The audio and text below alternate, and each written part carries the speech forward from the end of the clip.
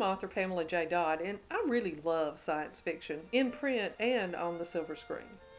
Here is my very brief history of the genre. Many literary scholars name Mary Shelley's Frankenstein as the first science fiction novel. Some of the early works with science fiction themes include some of Nathaniel Hawthorne's short stories, such as The Birthmark, Dr. Heidegger's Experiment, and Rappaccini's Daughter. These all share the cautionary message that man should not use science to interfere with nature. Around the turn of the century, British author H.G. Wells gave us some classics including The Time Machine, The War of the Worlds, and The Invisible Man.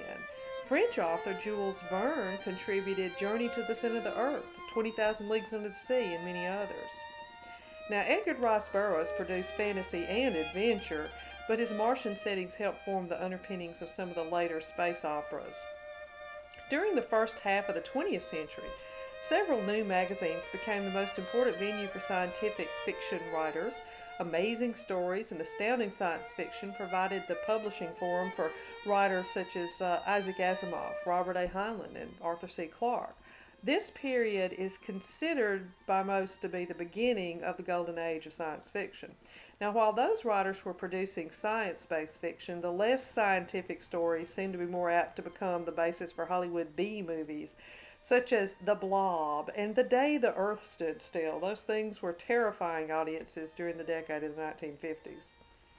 Despite some serious efforts in the movie world, it took a television show to bring science fiction into the mainstream.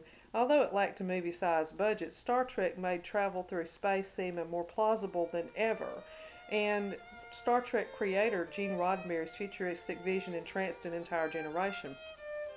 Now, while science fiction began to flourish on the screen, there was a dichotomy in print. Hard science fiction kept the emphasis on science, and stories which concentrated on the human reaction to advancing technology became known as soft science fiction. In the following decade, George Lucas kicked space opera into box office bucks with Star Wars. It was the first real blockbuster.